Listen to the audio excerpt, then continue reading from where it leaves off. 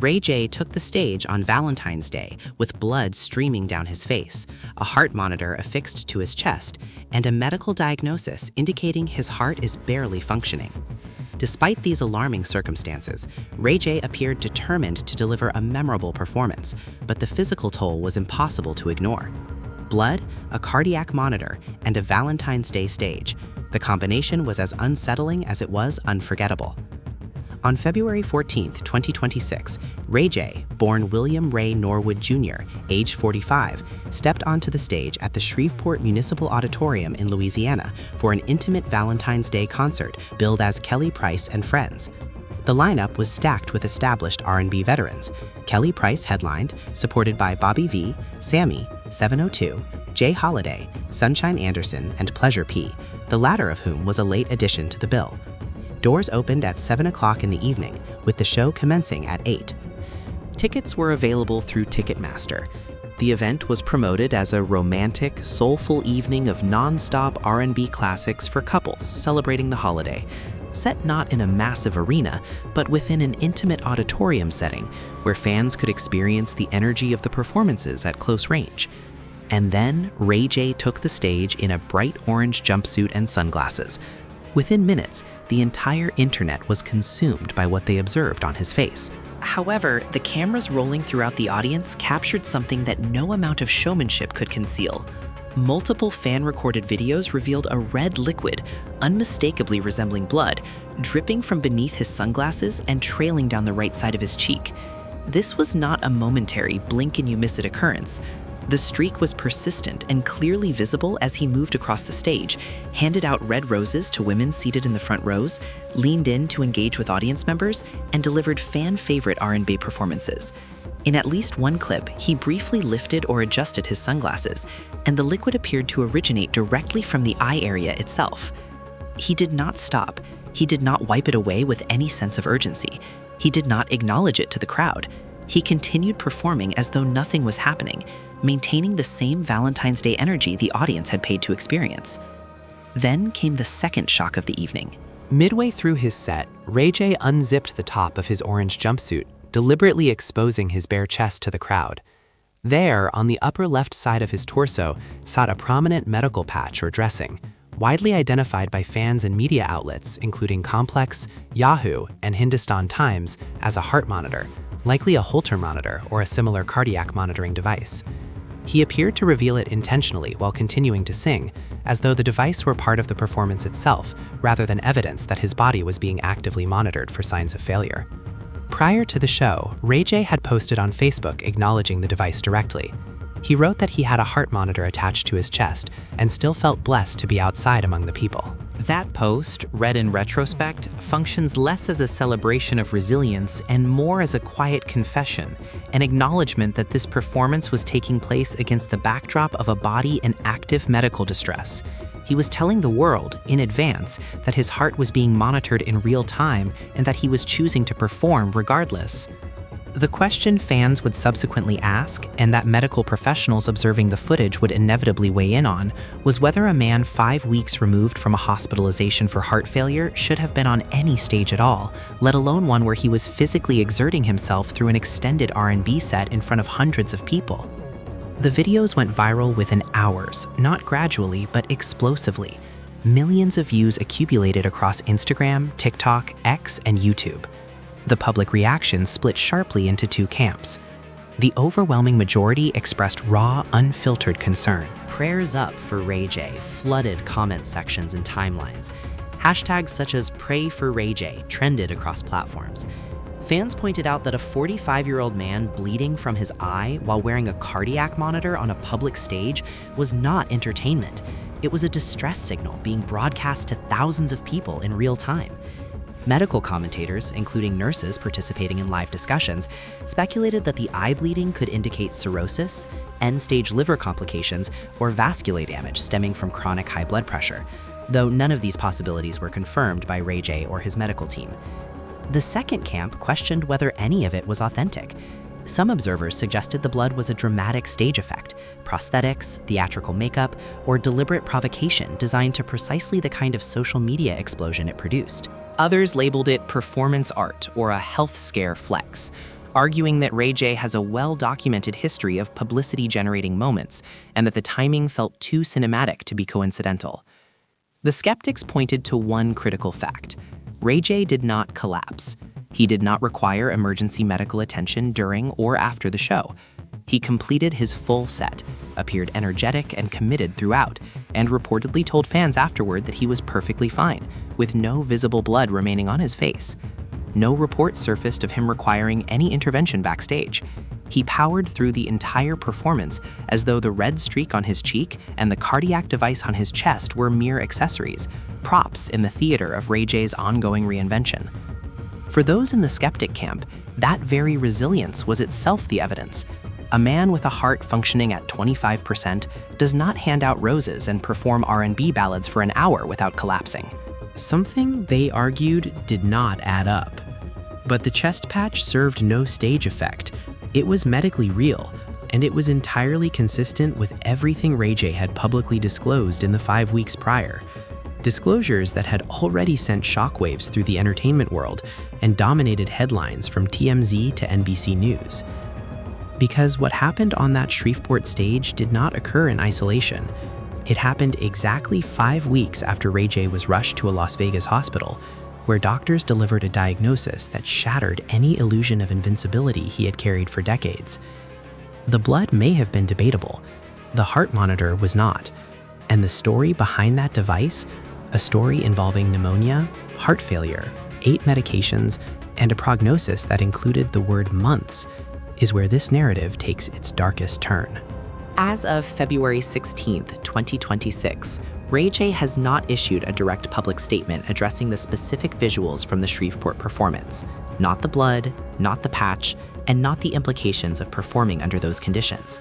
He has been posting normally on social media and maintaining his public-facing presence, but the footage from that Valentine's Day concert has now fused with the hospital footage from January to create a single escalating narrative that the internet cannot stop discussing.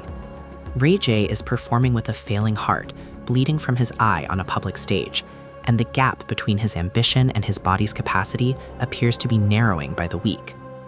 25%, and counting.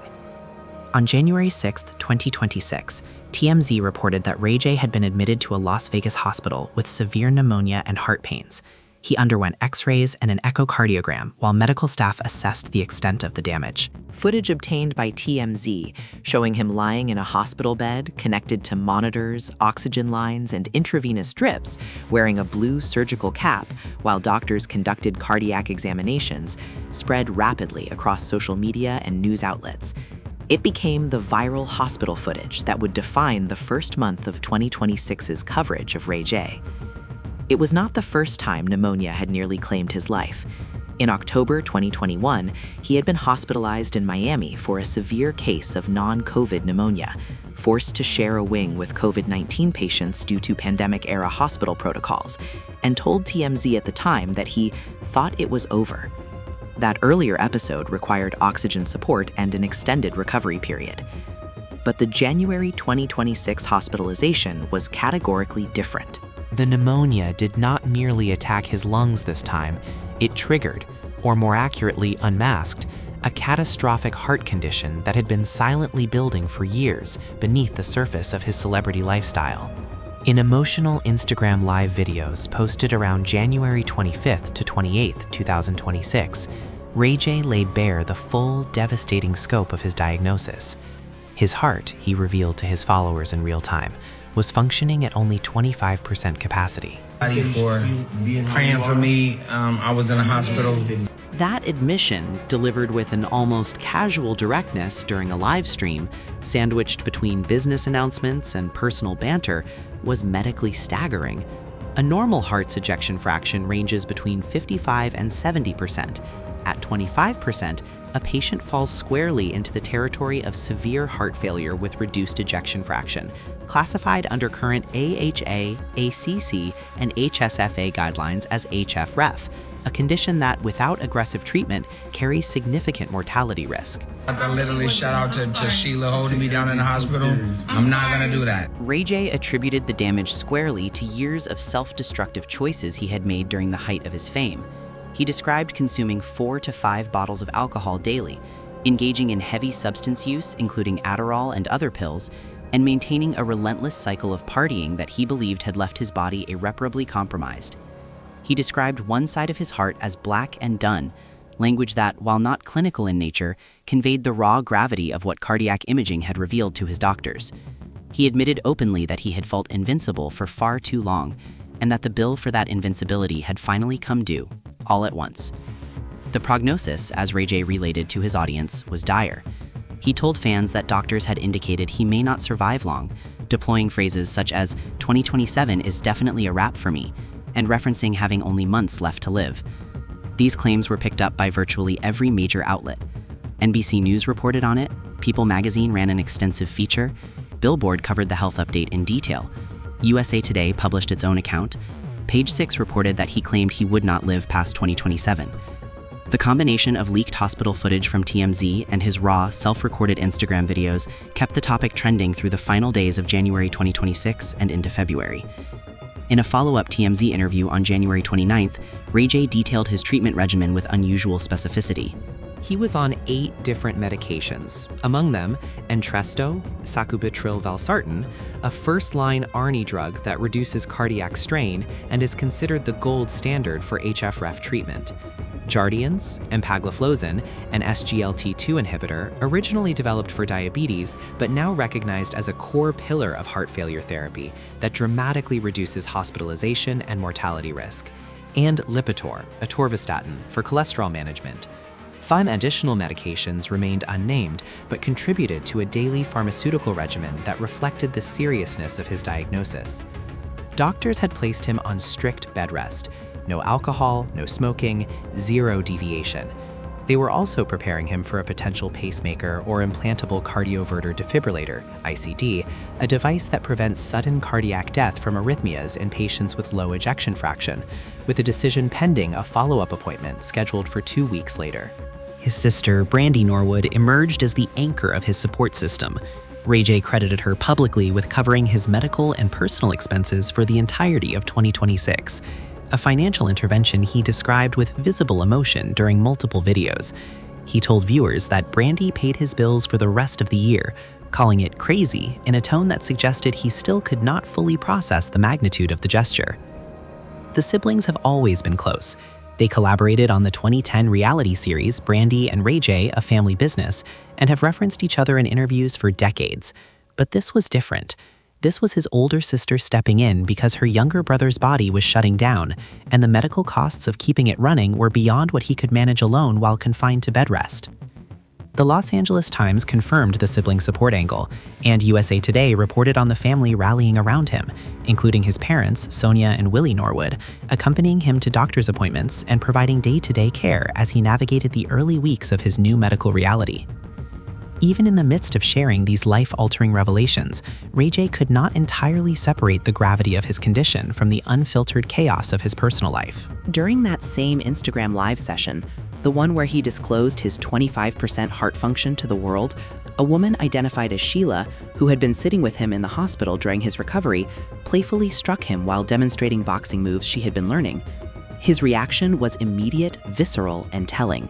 What might have been a throwaway comedic moment on any other live stream became, in this context, a jarring reminder of just how physically fragile Ray J had become. The playful punch visibly rattled him, and his response was not performative irritation, it was genuine distress from a man whose cardiovascular system was operating at a fraction of its intended output. "I can't work out. Don't ever hit me like that again." He went on to describe how the impact disrupted his equilibrium and affected the left side of his cognitive processing, symptoms that, for a man with a heart pumping at a quarter of its normal capacity, carry implications far beyond a bruised ego. Reduced cardiac output can compromise blood flow to the brain, making even minor physical impacts potentially destabilizing in ways a healthy person would never notice. He said he would need to call his doctor, Dr. Gold, in the morning. He mentioned needing to take his pills immediately. The moment passed, the livestream continued, and the business announcements resumed. But for the viewers watching in real time, many of whom had tuned in specifically because of the health revelations, the message was unmistakable. This man's body is not functioning properly, and he knows it. Every playful interaction, every casual physical contact now carries a weight it never did before. The empire, the legacy, and the question nobody wants to ask. To understand why Ray J's health crisis has consumed the internet with the ferocity that it has, one must first understand what Ray J built before his heart started failing. This is not a man fading quietly into obscurity, whose medical struggles are treated as a footnote in a career that has already concluded. This is a man who has been a fixture in American entertainment for nearly 3 decades, spanning music, television, film, and technology, and who, against virtually every expectation placed upon a mid-tier R&B artist from the early 2000s, transformed celebrity into a diversified business empire valued at tens of millions of dollars. Ray J entered the entertainment industry as a child, appearing in television commercials at the age of 8 and landing acting roles on The Sinbad Show from 1993 to 1994, with subsequent guest appearances on Moesha, his sister Brandy's eponymous series, and One-on-One. He grew up in Carson, California, raised by his father, Willie Norwood, a gospel singer, and his mother, Sonia. His older sister is the Grammy-nominated singer and actress Brandy Norwood. His first cousin is Snoop Dogg. The entertainment DNA was inescapable from the very beginning. By 1997, at just 16 years of age, he had released his debut album, Everything You Want, with the single Let It Go charting in the top 40 on the Billboard Hot 100. His second album, This Ain't a Game, 2001, featuring Wait a Minute with Lil' Kim, debuted at number 21 on the Billboard 200 and established him as a legitimate commercial artist in R&B. The mid-2000s transformed Ray J from a recognizable name into a mainstream cultural force. One Wish, released in 2005, peaked at number 11 on the Hot 100, sold over 400,000 copies domestically, and became what many critics and fans would later describe as a millennial R&B classic, one of those songs that defines an entire era of slow jams and late-night radio. It anchored his album Radiation, which debuted at number 48 on the Billboard 200. Then came Sexy Can I in 2008, featuring Young Berg, his highest charting single, peaking at number 3 on the Hot 100 and earning double platinum certification. That track propelled All I Feel to debut at number 7 on the Billboard 200, his strongest album chart position, while simultaneously topping independent and R&B charts. Across 5 studio albums in total, he amassed a catalog of hits that continue to generate streaming royalties decades after their original release. He also founded his own record label, Knockout Entertainment, around 2004 to 2005, granting him a degree of independence that many of his peers never achieved. His pivot to reality television in 2009 with For the Love of Ray J expanded his cultural footprint beyond music and into the realm of personality-driven entertainment. He followed it with Brandy and Ray J, A Family Business in 2010, and went on to appear on Love and Hip Hop Hollywood and Celebrity Big Brother UK in 2017. These programs maintained his visibility, kept him relevant within pop culture conversations, and ensured that new generations of audiences recognized his name, even if they had never heard One Wish on the radio. Then came the entrepreneurial chapter that defied every assumption about what an R&B and reality television personality could accomplish in the technology sector. Ray J co-founded Raycon in 2017 through his company Ray Electronics, a direct-to-consumer audio brand specializing in wireless earbuds and headphones. The company reportedly achieved $10 million in sales within its first year, scaled rapidly to tens of millions annually, and has accumulated over $300 million in cumulative revenue according to various reports and interviews. He also launched Scoot e-bike, an electric scooter line he subsequently sold in a multi-million-dollar deal to Canadian firm Loopshare in 2019. His estimated net worth is approximately $14 million, with some sources citing figures as high as $20 million. The man who entered the public consciousness as Brandy's little brother and a smooth-voiced R&B crooner had quietly constructed a business portfolio that dwarfed those of most of his musical contemporaries. And now, at 45, that entire portfolio, the music, the television programs, the companies, the accumulated wealth, exists alongside a heart that functions at a quarter of its intended capacity. You're amazing. I'm gonna go upstairs and heal. Even in the process of revealing his condition to the world, Ray J could not suppress the relentless entrepreneurial drive that has always defined him. The very same live stream in which he disclosed his 25% heart function doubled as a business launch event. He announced that his Tronix network was relaunching as a dedicated dating show platform powered by the Zeus network, which he praised extensively as the dominant force in OTT streaming for urban entertainment. The juxtaposition was staggering. A man describing his heart as black and done in one stretch of the broadcast, then pivoting seamlessly to promote For the Love of Ray J 3 and announcing plans for 15 new dating shows to begin production within 2 months. He commended Zeus Network founder Lemuel Plummer, praised the OTT platform's disruption of linear television, and positioned Tronix as a dating show-only vertical heading into 2026 and 2027, the very year he had told his audience doctors said would be a wrap for him. Fan reactions to the full arc of this saga, from the January hospitalization to the Instagram revelations to the Shreveport performance, have constituted a volatile mixture of genuine concern and pointed skepticism. The supportive majority flooded his Instagram comments with prayers, healing wishes, and messages such as, "Heart at 25% is no joke." Hashtags including Pray for Ray J and Get Well Ray J circulated widely across X, Instagram, and TikTok. Some fans shared their own experiences with heart failure and low ejection fraction, offering encouragement drawn from personal survival. Others praised his transparency regarding the consequences of substance abuse, viewing his public warnings as a genuine act of service from a man paying the price for choices he can no longer undo. However, a significant and vocal minority accused him of leveraging the health crisis for publicity. Comments such as, "Is he promoting a new show during his health announcement?" and characterizations of the entire saga as a sympathy ploy gained traction in tabloid coverage, viral reposts, and social media threads. Some skeptics tied the timing to Ray J's ongoing custody battles and personal legal entanglements, suggesting the health revelations were strategically deployed for public sympathy at a convenient moment. The fact that he continued going live, brokering television deals, announcing production timelines, and planning dating shows, while supposedly confined to bed rest, struck those critics as fundamentally inconsistent with the terminal narrative he was presenting.